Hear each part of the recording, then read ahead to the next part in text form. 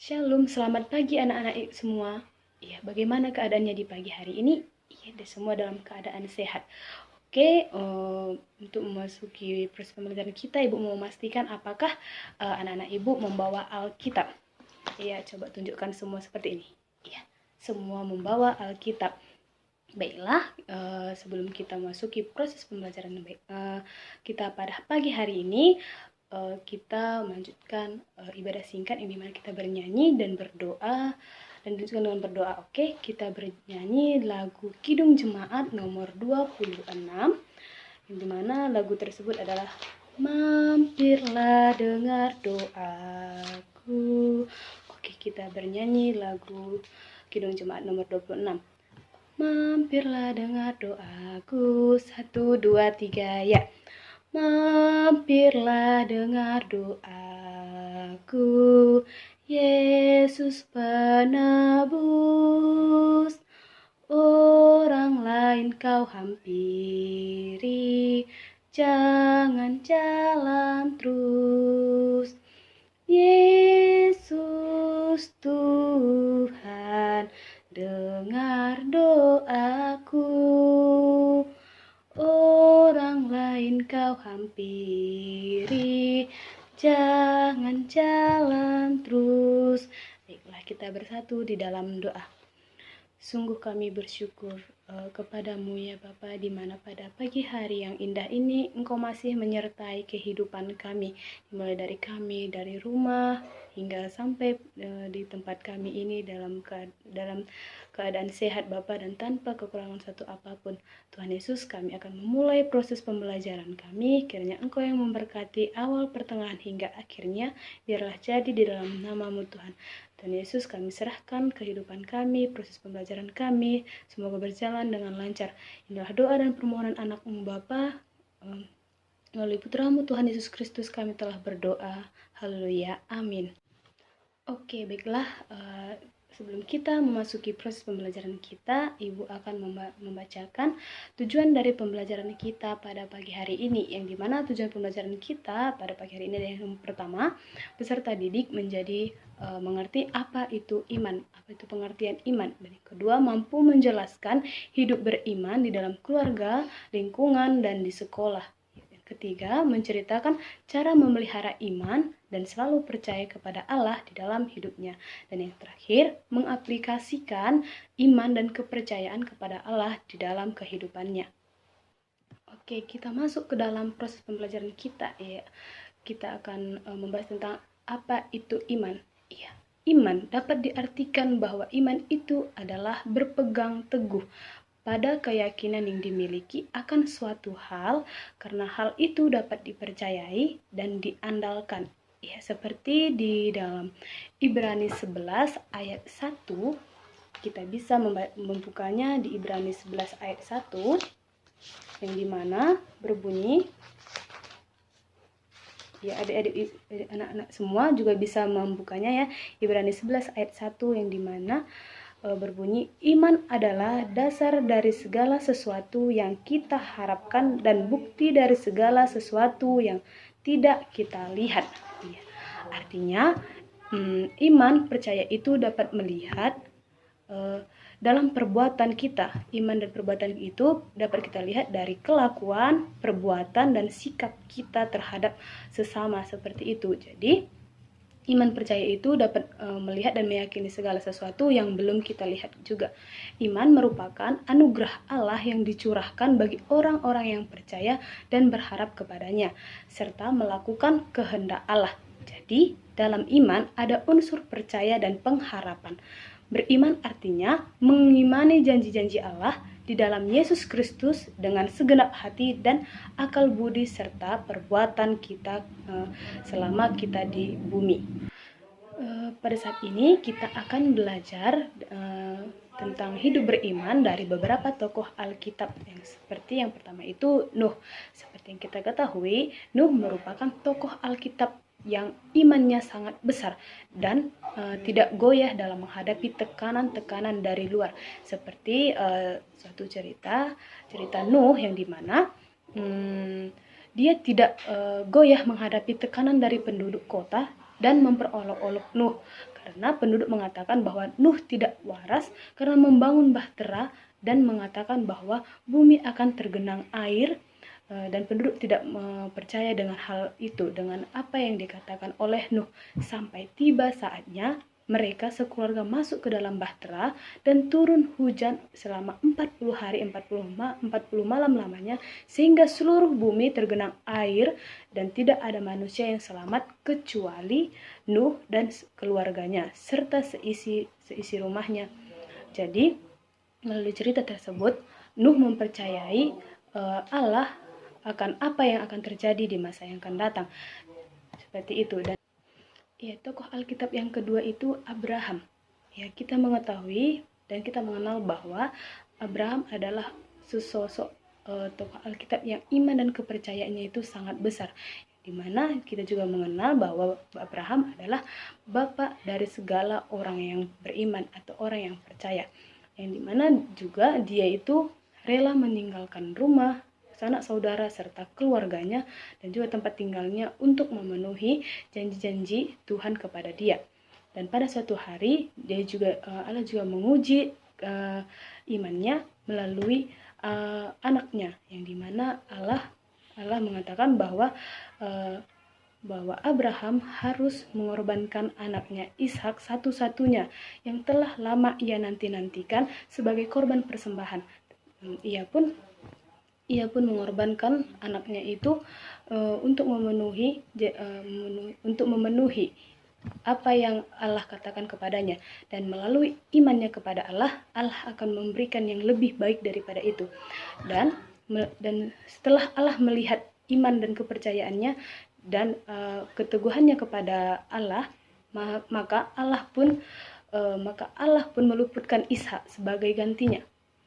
Ia menyediakan kurban bagi Abraham. Melalui ujian ini Abraham disebut sebagai bapak dari segala orang yang beriman. Jadi melalui iman kepercayaannya Abraham, jadi Abraham disebut sebagai bapak dari segala orang yang beriman. Ya, dan yang ketiga adalah perempuan Kanaan yang percaya, di mana di dalam Matius 15 ayat 21 sampai 28, nanti anak-anak ibu bisa membacanya di rumah ya. Di dalam cerita ini, anak perempuan Kanaan ini kerasukan setan dan amat menderita. Dan ketika ia mendengar Yesus berada di sekitar tempat tinggalnya, perempuan Kanaan ini pun meminta Yesus untuk menjumpai Yesus dan meminta Yesus untuk menyembuhkan penyakit anak perempuan itu. Dan di situ Yesus tidak langsung mempedulikan permintaan tolong perempuan itu, tetapi karena iman dan kepercayaannya, perempuan Kanaan itu terus berusaha mendekati Yesus sambil memohon. Perkataan Yesus kemudian sebenarnya bisa sangat menyakitkan hatinya, tetapi perempuan Kanaan itu tidak peduli. Ia tetap meminta tolong Yesus untuk menyembuhkan anaknya tersebut. Oleh karena melihat keteguhan hati perempuan Kanaan itu, Yesus pun memperpedulikan permintaannya dengan menyembuhkan penyakit anaknya tersebut. Jadi melalui keteguhan dan iman kepercayaan perempuan Kanaan tersebut, maka anaknya tersebut sembuh dari kerasukan tersebut. Iya, di sini kita juga membahas tentang ciri-ciri orang beriman, yang dimana yang pertama itu adalah bijaksana dalam memposisikan diri di tengah krisis yang sedang dihadapi. Oke, di sini dimana walaupun kita di dalam keadaan yang sangat terpuruk ataupun sangat krisis, kita harus tetap mengandalkan Tuhan di dalam kehidupan kita agar kita tetap ditolong oleh Allah, dan apapun yang menjadi kegiatan kita, Tuhan selalu beserta kita. Seperti itu. Dan yang kedua, tetap menghormati norma sosial di masyarakat. Ya, di sini kita harus tetap menghormati dan juga mematuhi apapun norma-norma sosial di dalam lingkungan masyarakat tersebut. Jadi kita di dalam hidup beriman juga perlu menghormati norma sosial di dalam masyarakat. Dan selanjutnya, menerima keterbatasannya sebagai manusia. Ya, kita sebagai umat manusia tentu terbatas kita sebagai manusia baik dalam segi kemampuan, baik dalam segi kekuatan, baik dalam segi kepintaran dan semuanya. Jadi melalui keterbatasan itu, kita harus tetap mengandalkan Tuhan di dalam keterbatasan kita sebagai manusia.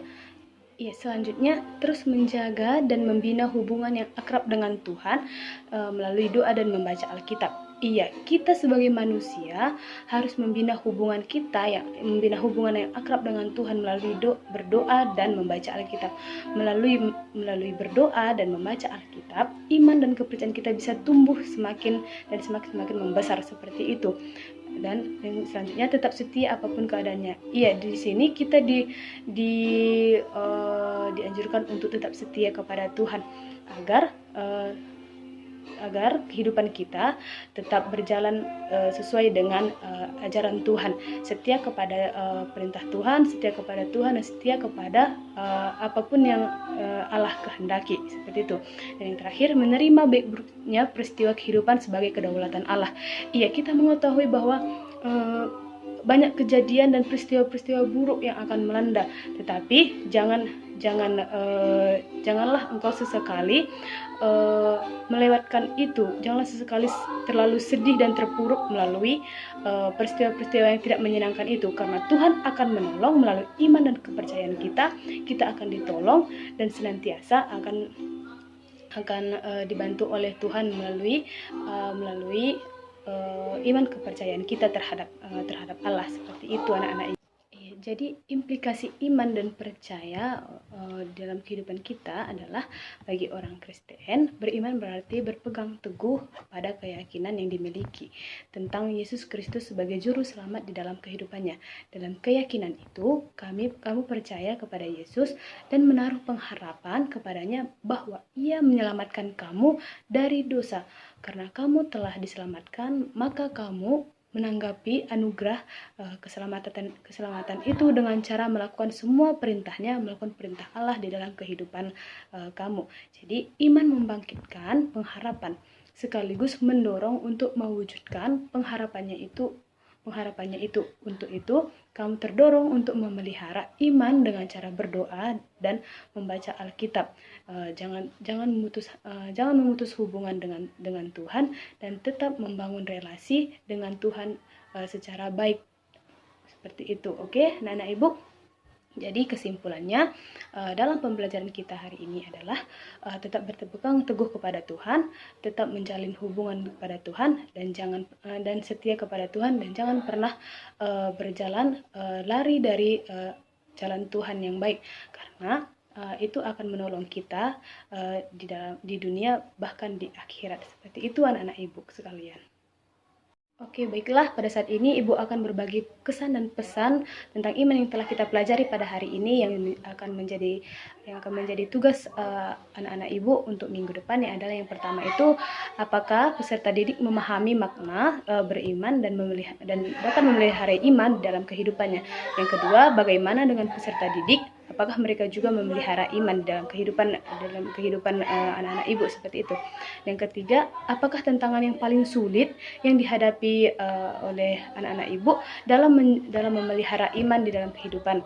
Dan yang terakhir, bagaimana orang tua dalam memelihara iman mereka juga di dalam kehidupan mereka juga, seperti itu ya. Oke, anak-anak Ibu sekalian. Oke, baiklah.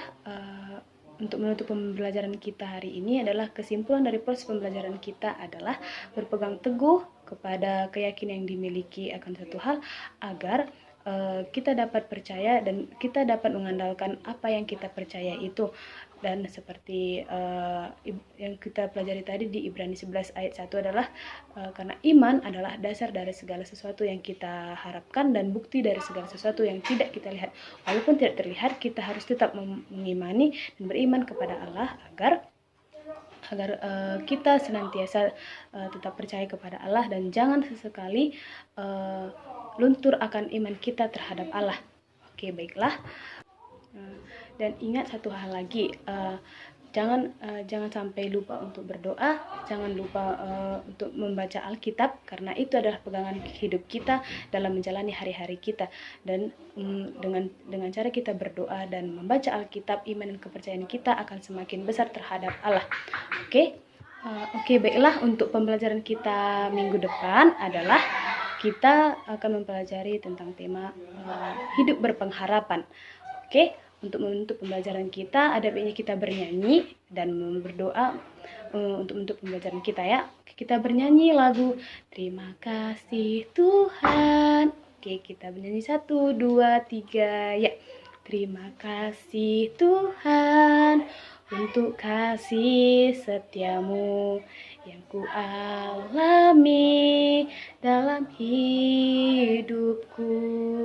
Terima kasih Yesus untuk kebaikanmu di dalam hidupku. Terima kasih Yesusku buat anugerah yang kau beri.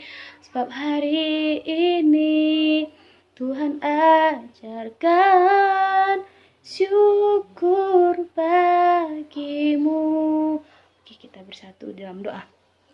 Kembali kami mengucap syukur Bapa, di mana penyertaan-Mu masih berjalan di dalam kehidupan kami hingga pada saat ini Bapa, sehingga kami masih bisa menjalani proses pembelajaran kami Bapa tanpa suatu kekurangan apapun.